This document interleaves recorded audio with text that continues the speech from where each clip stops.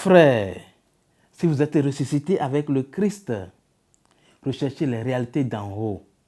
C'est là qu'est le Christ assis à la droite de Dieu, nous dit Saint Paul dans la deuxième lecture de ce jour.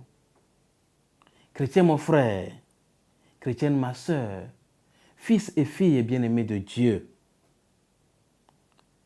chantez avec moi la gloire de Dieu, la victoire de la vie sur la mort. Et scandons Alléluia, Alléluia, Alléluia.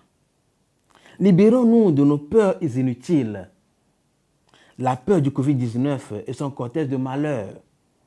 Libérons-nous de la psychose et chantons la victoire du ressuscité, la victoire de la vie sur les forces du mal.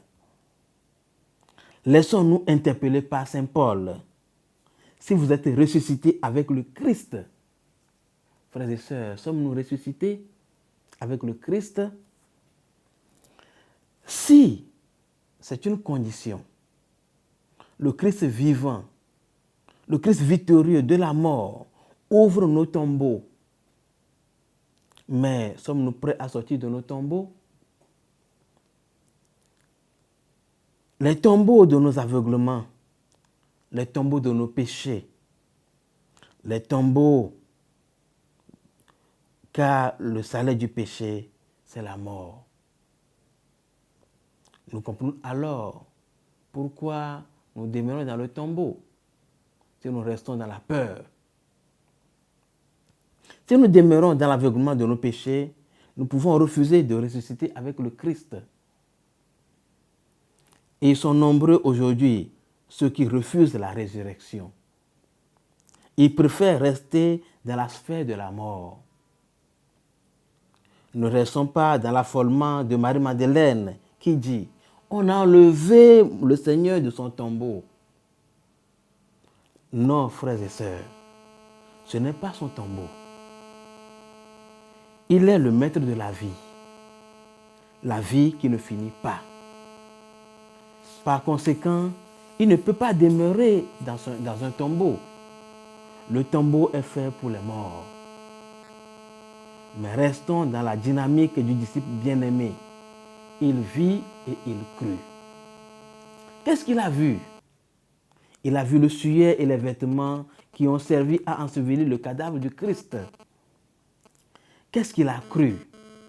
Il a cru à la résurrection du Christ et Seigneur de gloire. C'est pourquoi Saint Paul nous invite à rechercher les réalités d'en haut et non celles de la terre. Dans sa prédication à Césarée, Saint Pierre, dans la première lecture, peut le dire haut et fort, sans plus rien craindre. Celui qu'ils ont supprimé en le suspendant au bois du supplice, Dieu l'a ressuscité le troisième jour.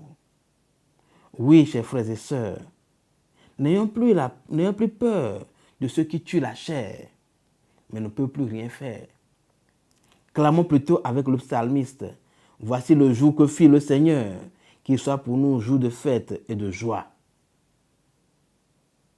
Ou avec Marie-Madeleine, lorsque ses yeux s'ouvrent enfin à la réalité de la résurrection du Seigneur. Le Christ, mon espérance, est ressuscité. Il vous précédera en Galilée. Nous le savons, le Christ est vraiment ressuscité des morts. Au roi victorieux, prends-nous tous en pitié. Il est vrai, frères et sœurs, que les seuls véritables témoins de la résurrection, c'est-à-dire les soldats, ont été payés pour scander de fausses nouvelles. Pendant que nous dormions, ses disciples sont venus voler le corps. Que c'est curieux, très curieux la garde qui dort. Mais passons. Pour les disciples eux-mêmes, les premiers signes de la résurrection sont plutôt déroutants. Un tombeau vide, sans corps, des linges bien rangés, le suaire, etc. Mais petit à petit, ils vont se rendre à l'évidence. Le Christ n'est pas dans le désordre. Le ressuscité a pris soin de faire le ménage, même dans le tombeau. car ce tombeau ne lui appartenait pas. Lui, il est le maître de la vie.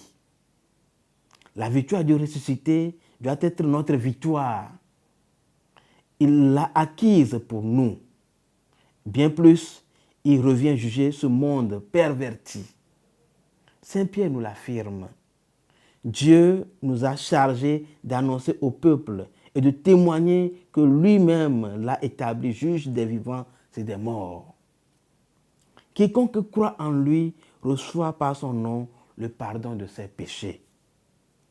Chers frères et sœurs, voilà ce que nous devons chercher, obtenir du ressuscité le pardon de nos péchés, afin de prendre part avec lui dans sa gloire éternelle.